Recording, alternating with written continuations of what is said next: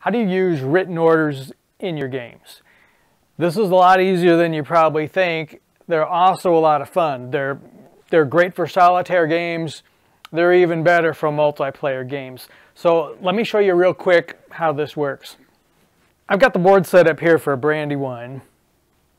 Not using reserve cards, just so you can see what's going on.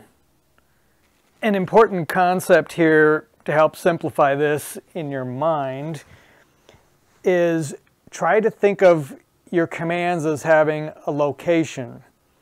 So these 4 blocks here are a command that's green. He's in a location. A location is a full foot move in diameter if you picture a circle there. So you can see green is, where is he? He's, what is this, east of the Chad Ford near the Ring Farm. So that's Green's location. This is Sullivan's location. This is Washington's location. So we got 3 commands. So when we give orders, you're not writing out instructions for each individual piece. You're not telling them, okay, turn this way and then move here, move an inch and then turn this way and then do this. No, you're just you're giving one order to the whole command to go to a location. Your commands don't have to have orders either. They can still pull chits, move, fight, do whatever they normally do. You don't have to have orders. So in fact, at the Battle of Brandywine, I'm going to start here with the Colonials have no orders in place. So if you don't have orders, your standard SOP is going to be, you're going to defend your location. Where's your location? It's where you're sitting right now. So if Green is attacked, if the British come across the river here and attack him, Green can form up, he can give support, if they cross, he can counterattack and shove them back. He doesn't need orders for that. He's just holding his place. He's defending his location of where he's at. Every command will do that all the time. So really what we need orders for is if we're going to move somewhere or we're going to attack. So for example, this is Sullivan's command over here. Let's say we want Sullivan to move over to, can you see it? It's kind of off the edge. We want Sullivan to move over here to Osborne's Hill. So an order, if you want that to happen, you could order Sullivan move to Osborne Hill. Maybe you have an order for Green. You want him to attack the British across the river. Probably not a good idea. What's the name of that hill? Looks like Newell. So in order for Green, you might write, as the game gets started here, attack Newell Hill. And then Green will leave his location. He'll attack the British. If he can throw them out of Newell Hill and take it over, this is where he'll set up. This will become his new location. And then he'll hold and defend this. You don't need to write orders for that. All you need to do is just say, attack Newell Hill. Okay, so I'm going to set up, I've got it set up already. I'm going to run through a turn or so of Brandywine here, just to show you so you can see it in practice, how the written orders work, what it looks like, how it impacts the game. Okay, what do I write the orders on? I like to take a regular full-size letter piece of paper and then fold it up into quarters, rip it into little scraps of paper, quarter size, and write the orders on this. Your players shouldn't have a lot of space. They shouldn't have, I like to make people handwrite it on little scraps of paper, so they're not writing 10 pages of detailed orders. It should be just a sentence or a few words is all you need most of the time. I also like to give them a time limit. Get a little timer and give them like one or 2 minutes to think of and write your orders and send them and be done. It should be quick. You shouldn't have lots of time to sit around and plan this. So the British here are attacking. Colonials start with no orders. British need orders to attack somewhere. I pretty much have this set up historically. I've got Kyfausen here. I'm going to give him an order. This is Chad's Ford. This is the Chad farm right behind it. that's the location I want him to go to. So here's Kaifausen's orders to start with.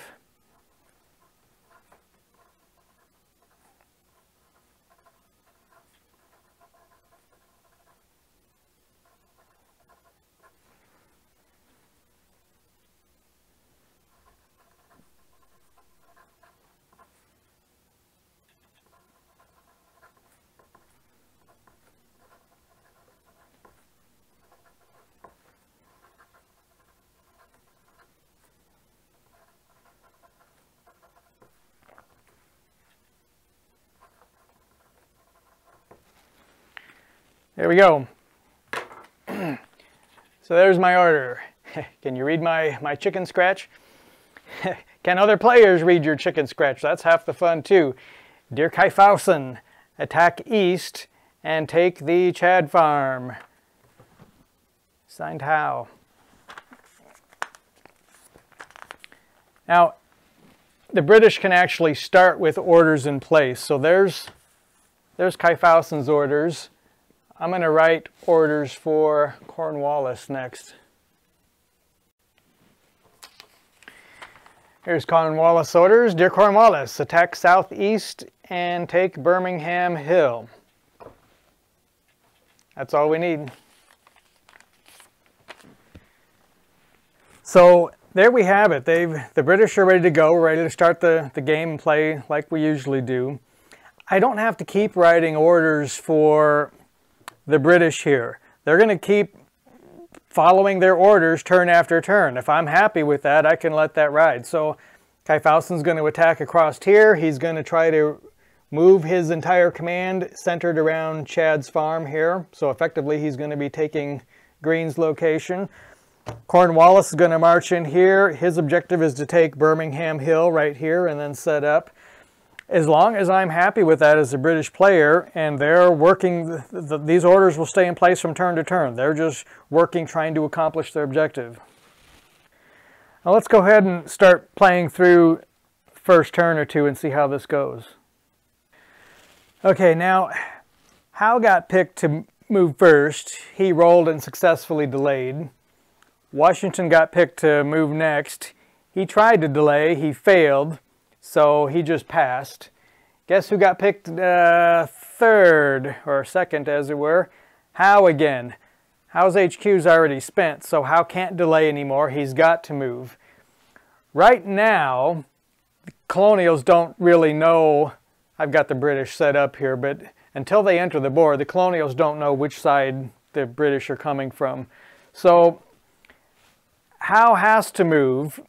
If Howe does move, that's going to tip off the Colonials before the rest of them have a chance to move. So you don't have to move. With Howe, I'm actually just going to pass. I'm not going to move at all. I'm going to see if maybe Cornwallis can jump behind Green and Sullivan later in the turn. Let's see what happens. Okay, so my diabolical plan almost worked. What happened? Cornwallis did get picked to go next. He successfully delayed, so he went back in the pool. Sullivan got picked to go next. He tried to delay, failed, so he passed. Who got picked next? Green actually got picked to go next. He attempted to delay, he succeeded. Next up was Cornwallis. He already made an altar roll, so buck stops here. Cornwallis has to go. Still, that's pretty good. So we've got Cornwallis, and then Green can move, and then Kaifausen. What does Cornwallis do? He comes shooting across the board here. He's following his orders. He's heading to take this hill. Green gets pulled next. He passes. That leaves Kaifausen. He's last. His orders are to take the Chad farm. He's going to start with an artillery barrage. Hit these Colonials up on the hill and attack.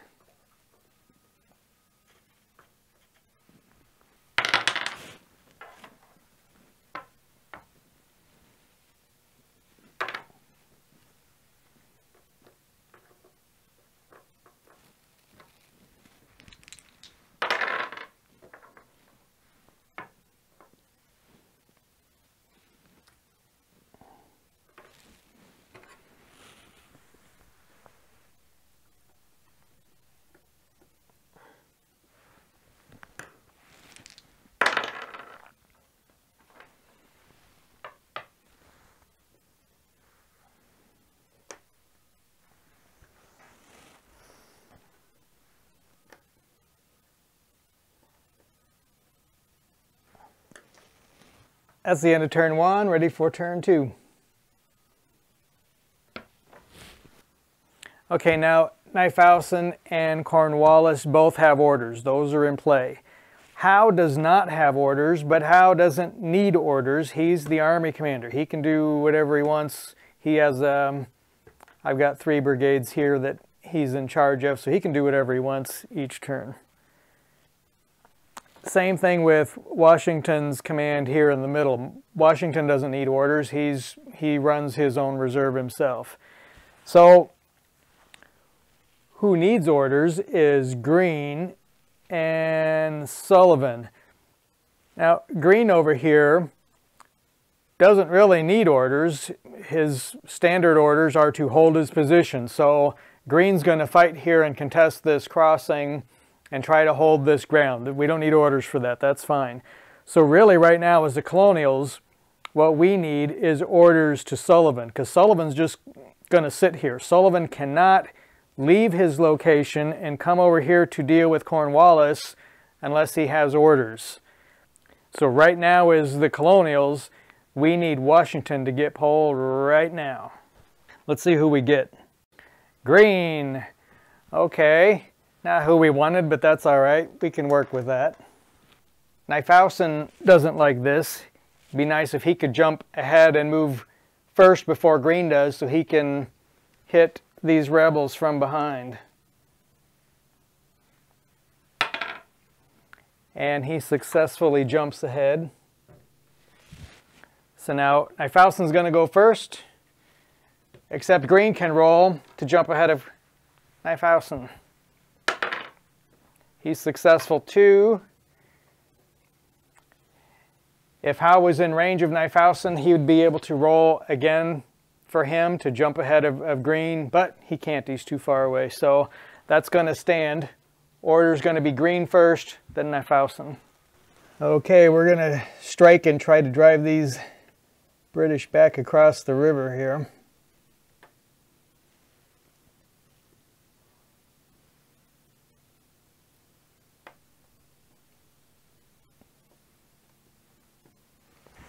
Okay, who do we pull next? Sullivan. This is horrible for the Colonials.